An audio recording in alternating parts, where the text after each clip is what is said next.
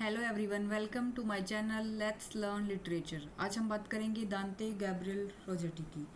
इनका बर्थ हुआ था 1828 लंदन में। He was a son to Gabriel Rossetti. ये बहुत ही प्रोस्पेरस फैमिली थी, काफ़ी नामी फैमिली थी ये।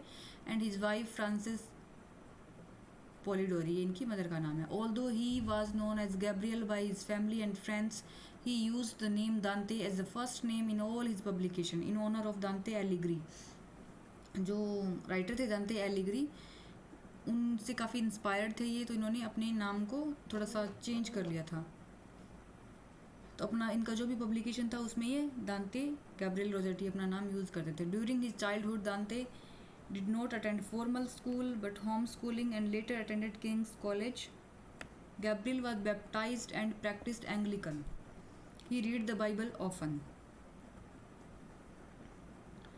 Along with other works of Lord Byron, Dickens, Walter Scott and Shakespeare. तो ये इनके वर्क्स पढ़ते थे, बाइबल को बहुत पढ़ते थे। रोजेटी की इनकी मैरिज हो जाती है तो इनकी जो वाइफ होती है वो सुसाइड कर लेती है, क्योंकि उनके बच्चे के बर्थ के बाद उस जो बच्चा चाइल्ड होता है उसकी डेथ हो जाती है, तो उसी से परेशान होकर वो सुसाइड कर लेती है 1862 में।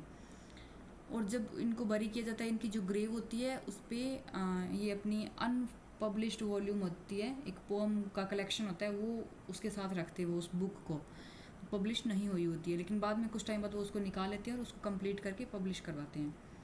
Today Rossetti is remembered as a painter than a poet. तो इनको पेंटर ज़्यादा माना जाता है पोइट से। ये पोइट भी थे और पेंटर भी थे। जो प्री रेफलाइट ब्रदरहुड है, प्री रेफलाइट ब्रदरहुड जो भी मूवमेंट था वो इन्हीं से एसोसिएटेड था। 7 मेंबर थे इसमें, तो इनमें ये जो मेन थे वो यही थे। His sister Christina Rossetti is an even better known poet than her brother. Dante created his first oil painting in 1849, girlhood of Mary virgin, जो 1849 में इनकी पेंटिंग थी। उसके बाद आई थी 1850 में एके एंड क्लिया डोमिनी, ये उनकी सेकंड पेंटिंग थी। Both pictures displayed the quality of the pre Raphaelite movement. तो ये प्री रेफलाइट मूवमेंट से एसोसिएटेड थे। In the girlhood picture he describe Mary as a teenage girl. In all his paintings Rossetti used water colour brushes to apply oil thinly on the canvas until the surface was smooth. It was also during this time period that Rossetti began work on translation from Italian.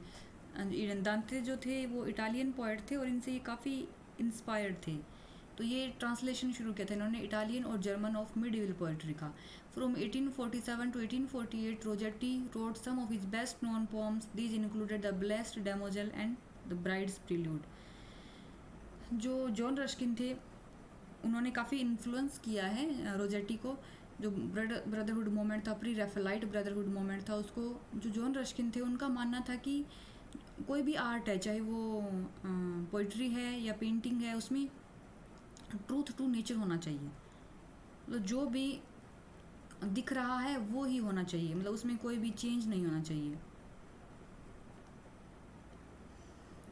कोई भी scene है, चाहे वो sky का scene है, चाहे वो कोई लैंडस्केप है, अर्थ है, कुछ भी है, तो ये ट्रूथ टू नेचर था और इसी को ये फॉलो करते थे। जो प्री रेफलाइट मोमेंट या ब्रदरहुड के जो भी मेंबर थे वो सब जॉन रस्किन का जो ट्रूथ टू नेचर है उसी को फॉलो करते थे।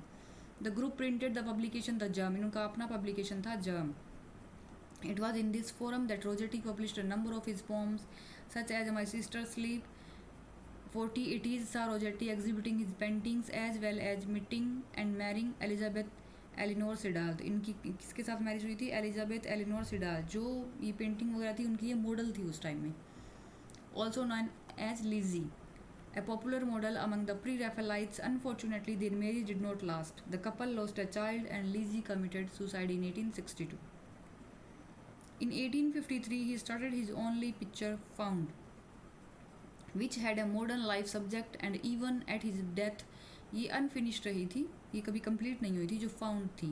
It depicted a prostitute taken by a drover from the street who recognizes his old sweetheart. In his final years, he suffered from obesity, addiction, and bad eyesight, and even attempted suicide. इन्होंने suicide भी करने की भी कोशिश की थी, जैसे इनकी वाइफ ने की थी वैसे ही, लेकिन ये सुसाइड से बच गए थे। He died from blood poisoning on April 1882.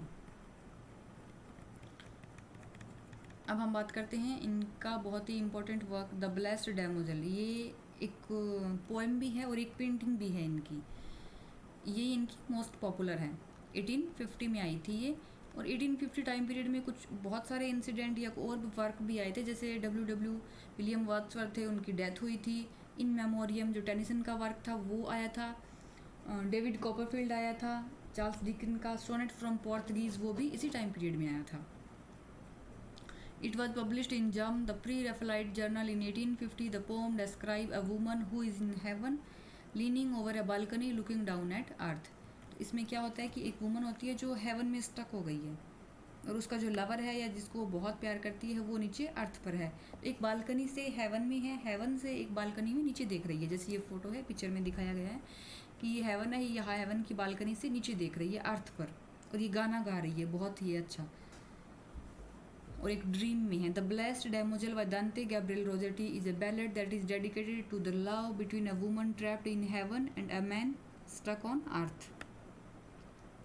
The blessed damosel begin with the speaker describing a woman who leaning out from heaven can be seen holding lilies in her hand। एक बार ये question भी आया कि उसने अपने हाथ में क्या होल्ड किया हुआ है, कौन सा फ्लावर है, लिली।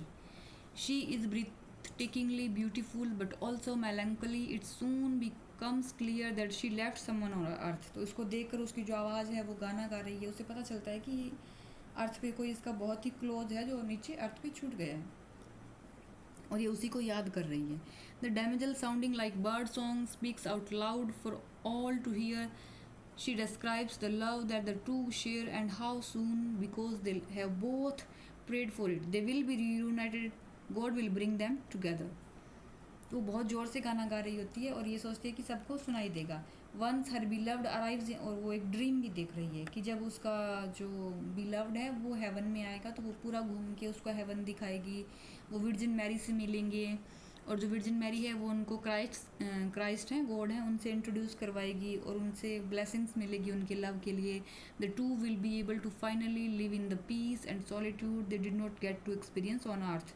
कि जो पीस और जो सॉलिट्यूड उनको अर्थ पे नहीं मिला था वो हेवन में एक्सपीरियंस करेंगे उसको। अनफॉर्चुनेटली क्या होता है, this is a dream and after returning to reality the damozel breaks down crying once more at their separation.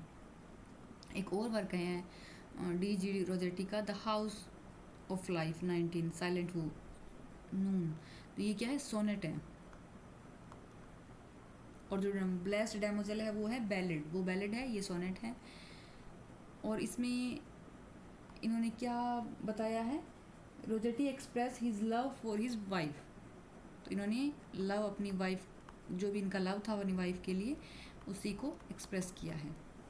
इतना ही काफ़ी है D.G. रोजेटी के बारे में, इससे ज़्यादा और कुछ करने की ज़रूरत नहीं है। Thank you for watching. अगर आपको वीडियो अच्छा लगे तो please like and subscribe the channel.